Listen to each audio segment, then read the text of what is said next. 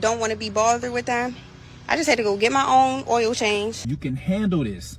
I have faith in you. I really believe in you. What do you mean I spend more money just because I'm not in a long-term relationship or married? The infrastructure of America is very much set up for couples. To be on a single membership now, I am having to pay, with taxes, $296 per month for my gym membership to be a single person. He barely has a personality. He is broke because obstacles build character. How did you make it to this point and still have no personality? Everything nowadays is so expensive that it's just like, even treating yourself feels like a crime. Go to college and travel the world. Get your education. Your mom is stuck in low-income housing because this is the end of the road for your mother.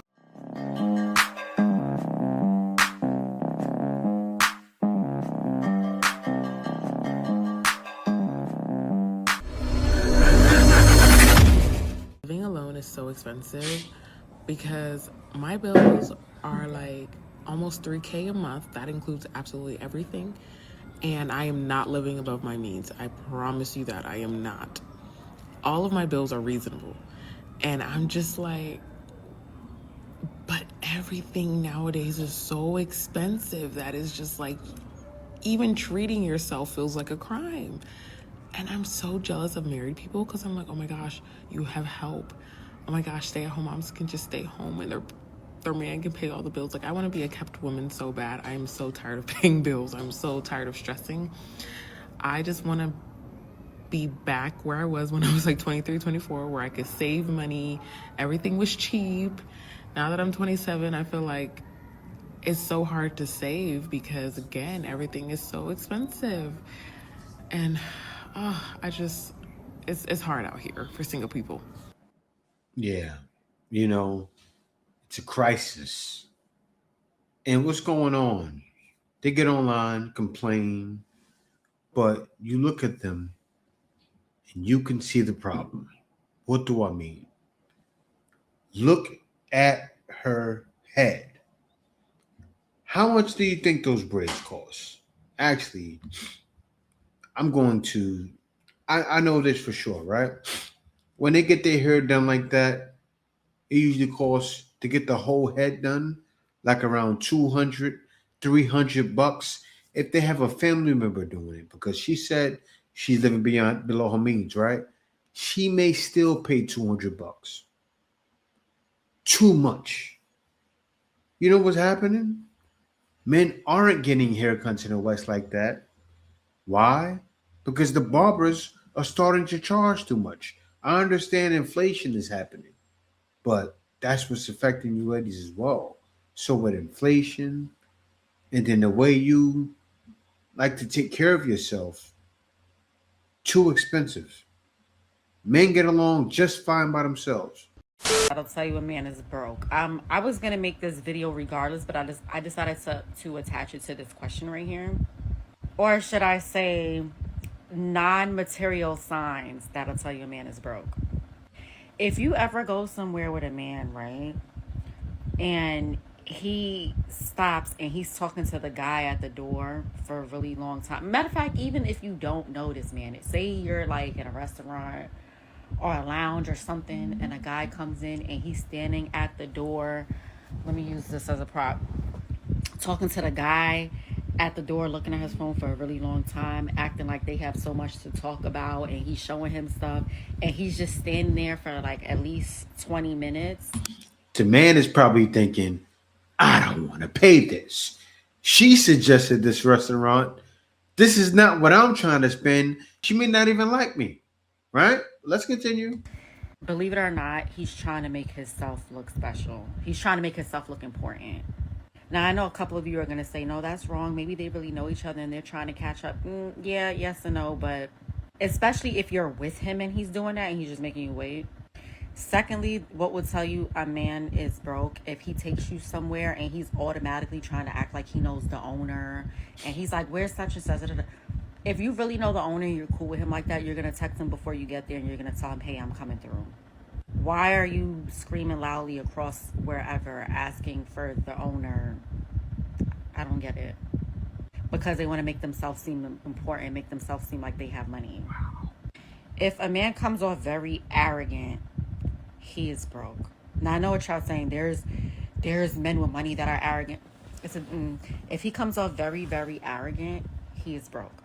Also, let's say if he takes you out to eat and he starts chewing like on a toothpick or a straw or something, and it's like he's ignoring you, like looking at his phone, like that really arrogant type of behavior, he's broke. If he barely has a personality, he is broke, because obstacles build character and personality. So if you have it like that, how did you make it to this point and still have no personality? And the broke men who actually have personality, those are the broke men who are around other celebrities. Those are the broke men who are around all walks of life, and they just basically inherited that personality from other people's energy. Lastly, if he ghosts you, broke. The only way I would say the only thing that would make me feel like he had a reason to do that is if you guys met on social media and he saw you in person and you looked nothing like what you look like on social media. This girl went through all of the steps, right? The guy went out to eat with her, told the guy, like, this place is expensive. You got anything cheaper on the menu? That's what he could have been saying to the guy, right? That's what he could have been saying. So you say that. And then you say, if the guy doesn't have person, you're just making stuff up. There's so many things to check off. So many boxes. And you know what's wild? The females who are looking to see if you're broke be the main ones a lot of the time. This is sad, man. Being able to afford it. It's expensive to be alive. It's expensive to be healthy. It's expensive to live alone. And it's expensive to be a woman. But when you hear those things, I want you to recognize what's your automatic reaction to them. Because for the longest time, mine was, I wish I had a boyfriend to split the bills with. Or I wish I had a boyfriend who paid the bills like a man.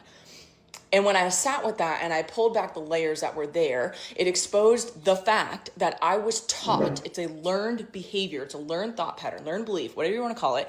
I was taught that in order to improve my financial situation, I had to get a man. I wasn't taught in order to improve my financial situation, I need to improve my skills and therefore market myself in that way and advocate for myself. Now, consciously, I do those things. I have learned to do that, but the deep-rooted child that I've carried for so long was just like, oh, you have a problem? A man will fix it for you because you're just a girl and you need princess treatment. And I don't know who needs to hear this, but that is designed to keep you as an idiot, respectfully, as a woman. And there's nothing wrong with having help from a good man, a husband, a boyfriend, a dad, a uncle, whoever. There's nothing wrong with accepting help from them. It's hard for me as a independent, maybe hyper independent woman to ever really fully justify or get behind a woman fully relying on a man, because the hand that can feed you is a hand that can starve you too.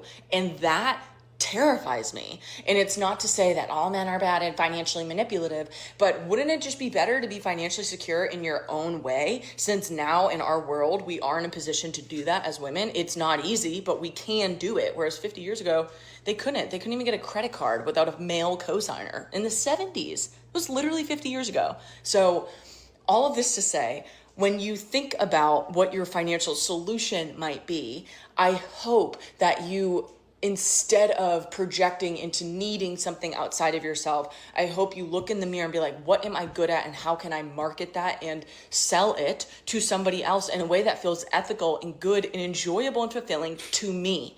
Because you don't also have to go sell your soul. You can do something that feels good for you. And I know that's very rah, blah, blah, blah, but it is the truth. And I'll end with this. Something that I have always wanted or told myself I wanted was to be a DINK, a dual income, no kid household. Because to me, that provides such a level of luxury. However, my initial thought was like, well, I'm single, so I can't do that, obviously. Hey, let me hold your hand when I say this. You can be a single DINK.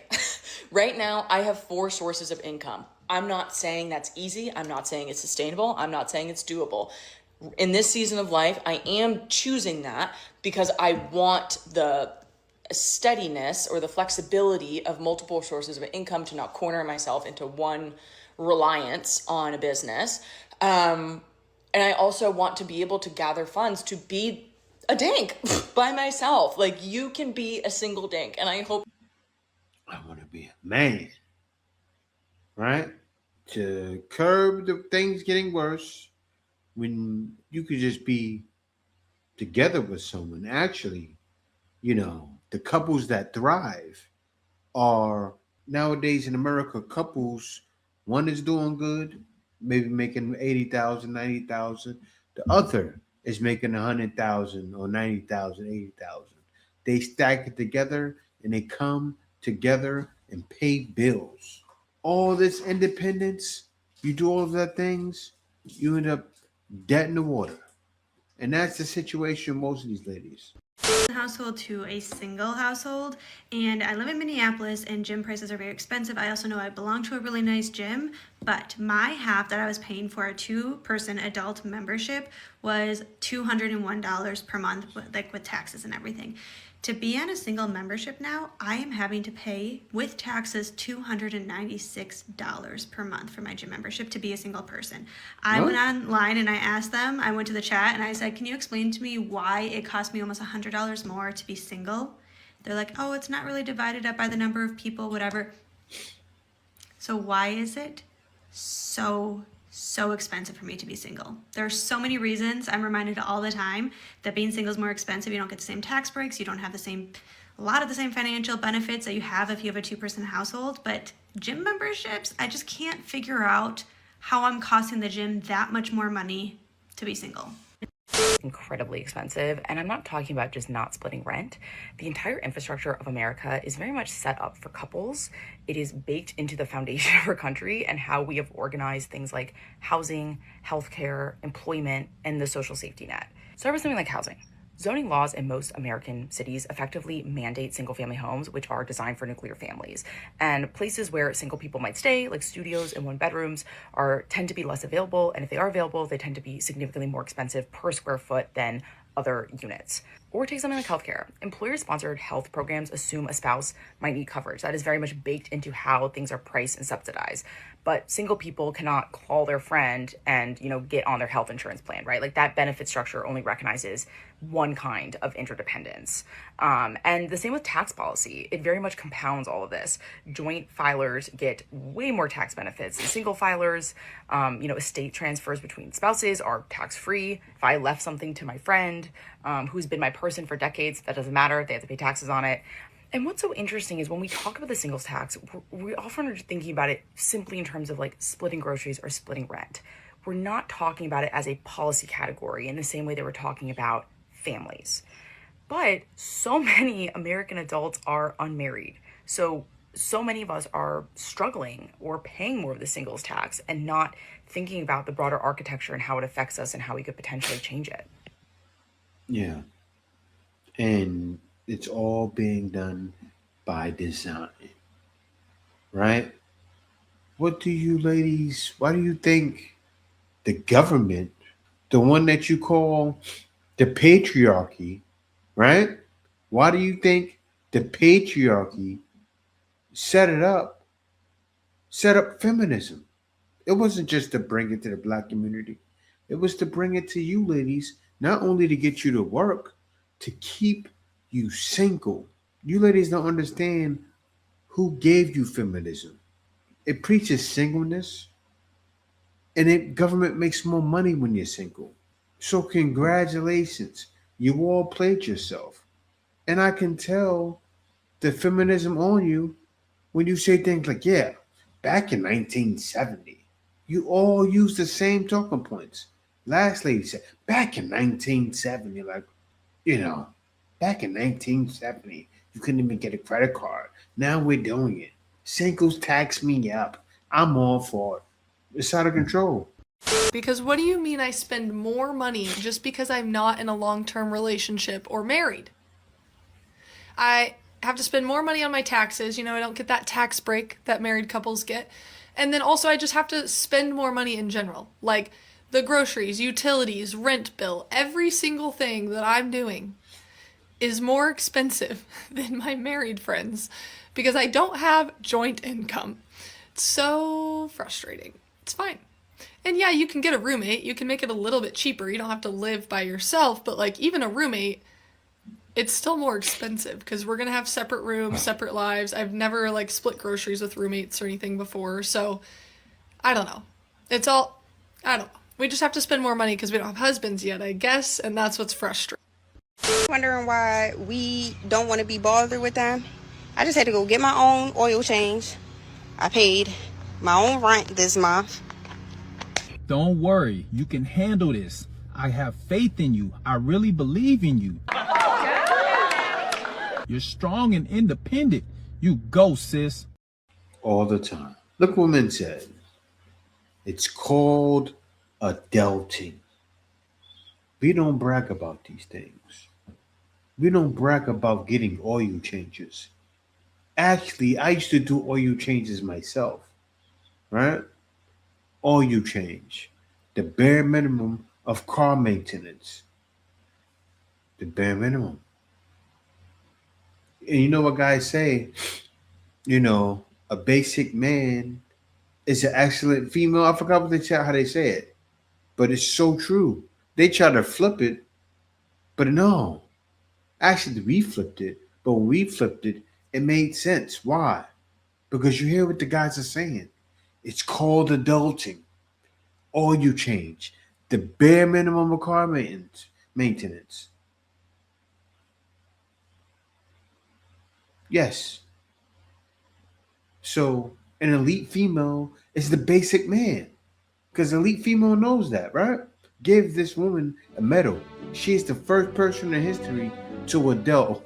Way to go, sis. As the guy said, I stand behind you. You got it, queen. Oh, my single ladies. Oh, my single ladies.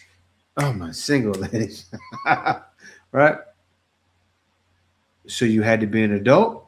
Question mark. That's what you were supposed to do. And she hearted each one.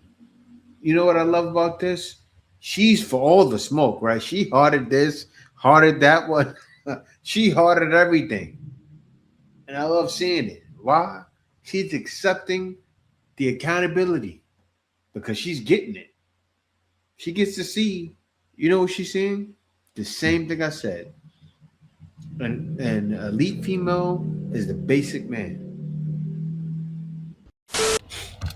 It is Fun Fact Friday, and it is fact number 2. Okay, I don't know if it's me or not, but I cannot like date unless my life is somewhat together. So what I mean by that is if my car note not paid or my rent is past due, if any of my bills past due, I cannot date because I'm gonna be so focused on trying to get my life together. But I had a friend, we were talking, my gay guy best friend, he said he could date because he said you supposed to build with your partner, but they not my partner for real. How do y'all feel about that? Could y'all date if y'all life is not together, or could y'all compromise with it? Like, do your life have to be together in order for you to date? Is the question. Let me know what y'all feeling. I like how you think, right? Because what you're saying is what a lot of men say. Don't date because then you're going to put your financial burdens on men. I'm shocked that you said that. The only thing, you did a video wearing a bonnet. That's like a number one no-no for me. Do your hair up, girl. But no, still, maybe even with the bonnet, some guy out there will say, come on, Jay. I'll deal with a bonnet girl. I'll deal with her. Right? Because she's not going to date with financial struggles. That's very good. You get an A+ for that. A+ on a dating scale. But still, you know what's going to happen? I'm reacting to it. She's going to see that video and be like, I knew that was going to give me A+. I knew it. Don't sleep. Want to know is like, why you can't date a man that makes under, you know what I'm saying, $100,000? Yeah, wow. So a lot of people feel like it's because I make money, and that is definitely like, you know, the point A, that's running point of it is, you know, I make a certain level of income. But second off is that, you know, I did date somebody when I was just a server, just, you know, not a regular girl, but I was just, you know, serving Captain and Coke as a bartender. And I dated somebody that was making over 7 figures. I dated someone that was making over 7 figures. You weren't making over 7 figures. And the way that they treated me was so bad. And it just left me, you know, evicted and with nothing. So it just became like, I really just wanted to only date somebody who had something to lose, because I felt like somebody with nothing to lose will only help me lose everything. That made no sense. But the man very well should have been like that, you know, because even a lot of times a poor man will feel like that. But she did say she has to date a man over 100,000, right? And she said, "This lady, man, you can't. I used to make over 100,000, but you don't make that now. You dated a man that made over 7 figures. You said he gave you a headache, but you said that's why you won't date a man. You have to date a man that makes over 100,000. She's trying to up the game so far. Like, this is what I deserve. I won't go for the millionaire, but I'll go for the guy that's making over 100,000. Lady, so many men, many men don't make over 100,000. Get it together." And I know they watch social media, but this is sad, man. Ladies are lost. So many of y'all are lost. When $20 used to feel like $100 back in the day. Like when I was younger, having $20 felt the same way $100 feels now. Like if somebody gave me $20 back then, oh, I was set, baby. You could go to the mall, get food, buy snacks, maybe a shirt, maybe see a movie, and somehow still have money left over. Now I walk into a grocery store with $20 and suddenly I have to start making sacrifices. Like, okay, do I want bread or do I want to survive emotionally this week? It's crazy how back then I used to think that people who had $100 were actually rich, and now $100 barely lasts me 2 business days if I'm lucky. You put gas in your car, there goes half of it. Go grocery shopping. Now you're fighting for your life. Try to eat out once, suddenly your account is in recovery mode. And the thing is, it's not even like people are spending crazier than before. Everything just costs so much more now. Like even basic everyday things that never used to feel like a big deal are suddenly costing so much more. And now I swear every company keeps raising prices while somehow making things smaller at the same time. Like, how is that even legal? Like, at this point, I don't even want to be rich anymore. I just want to stop feeling personally attacked every time I check my bank account. The thing is, Jennifer, it's not a rat race to the bottom. That's another thing, because I understand what you're saying about, oh yeah, you're able to survive on 28k. That shouldn't be the thing. Next, you know, it'll be like, I'm able to survive on £10 and I'm living in a bin bag. That's what this is giving. We're not focused on the rat race here. We're focused on trying to help people. I'm trying to help people find good jobs that are either remote or hybrid, whatever and stuff, and they're able to still be financially okay. Because again, you're saying, you know, you have nice things, you rent your own flat, whatever and stuff. Baby girl, come here. You in low income housing. You living in that high rise. You living in you come here. You come here. You who's now 19 and you got a job and you have to pay a portion of that rent, and your mom's bitching at you every month and you can't really go over hours. You come here, baby girl. Let me tell you something, because your mother, she might love you, but she don't really know what healthy love looks like. So I'm gonna tell it to you as a girl who grew up in low income. Go to college and travel the world. Get your education. Your mom is stuck in low-income housing because this is the end of the road for your mother. She's 50 years old. She's never going to buy a house. She let your father drag her through the who had nothing. And in return, it made your life have nothing. Okay? That boy don't love you. You already have one baby. Maybe I'm talking to you. You need to be thinking about getting your kids out of the projects. Okay? Your mom's not going to tell it to you. Because as long as you're doing the same as your mom, you guys are equals. And you can't tell her she never has to be more and you never have to be more. And nobody's accountable. All my girls in NYCHA, all my girls in the low-income housing projects, all my girls in voucher-based housing, listen to me. All my young girls, I'm speaking from the girls from the age of 12 to 25. Because your mama not going to tell it to you, but I will. No, it's not a flex to have a baby and then get on the waiting list at your local housing authority so you can move into the same low-income housing building that your family lives in. There's more out here for you, baby girl. You deserve the world. You deserve the world. Look at how your mother lived all those years. You want to live like that? Baby girl, there's blue waters and clear skies and luxury out here, baby. I love you, baby girl. Don't go to school, get the hood. Any man that loves you, I don't care, listen to me. He's not going to want to get you pregnant, and he knows that you're not at your full potential right now. Listen to me. No man will know that you're struggling and want to get you pregnant. Baby girl, listen to me. No man who really loves you. Right now what you're doing is trauma bonding with another boy from your demographic who literally came from the same circumstances. Ain't for you, baby. It's possible, but it's very difficult. Don't have that baby. Out of there as soon as you can. And remember that your mother loves you. But just because somebody loves you don't mean it's the right way. You know, so many little girls need to hear that. And they do need to hear, you know, about living overseas, because I'm a firm believer in that everybody should experience, if you're not living overseas, going overseas and seeing the world, right? Because so many people don't know what's beyond the American shores, right? And it's a world out there for you to grab. But I will say this, that they feel trapped, right? And me, I feel bad because I see the trap. And so many men see the trap. But not only girls from the hood fall for it, all modern women fall for it. And they will continue to fall for it. And we will continue to be blamed for it. Because a lot of times, the trap that you're in, and that other men, that other females fall into, that may not be from the hood, guys see it. It's like the same playbook. It's like if you play for that, like LeBron James.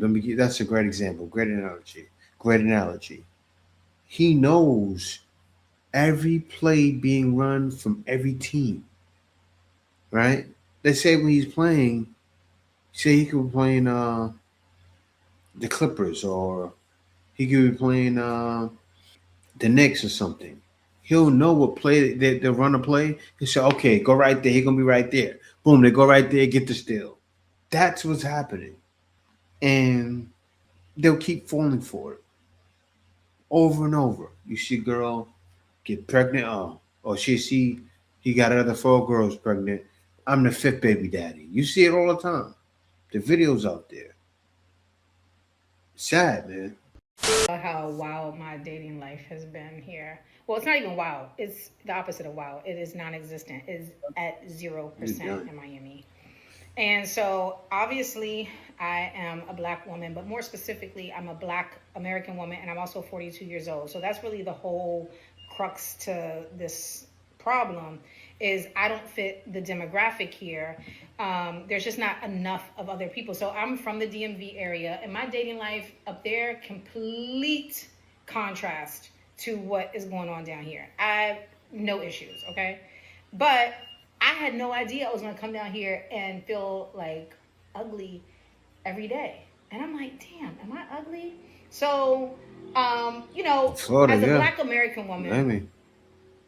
well, speaking for myself, because I don't think this is law, but I am most attracted to Black American men, or I will let a first generation African slide into.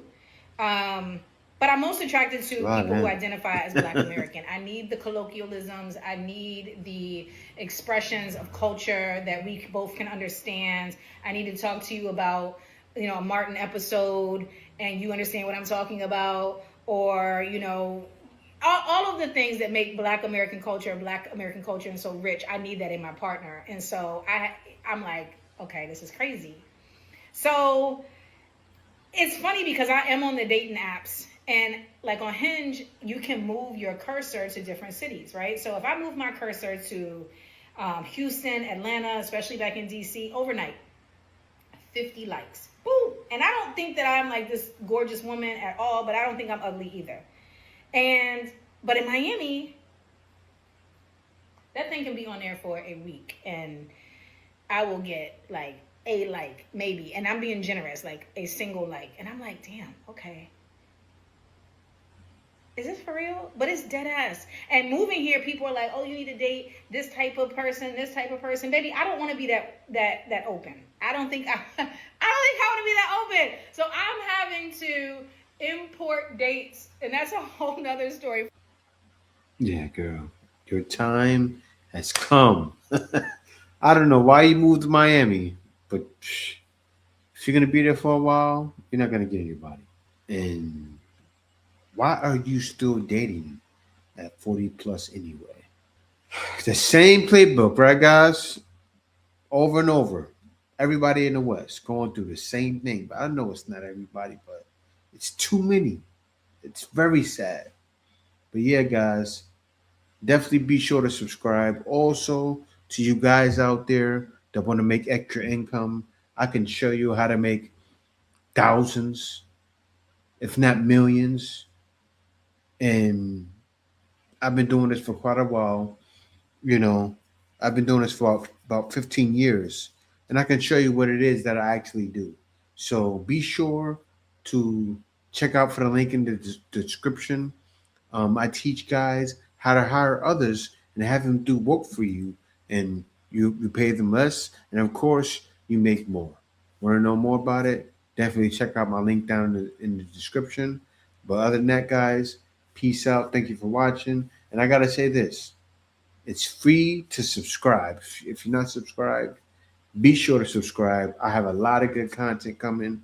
But other than that, peace out. See you next video. The Iceman is coming!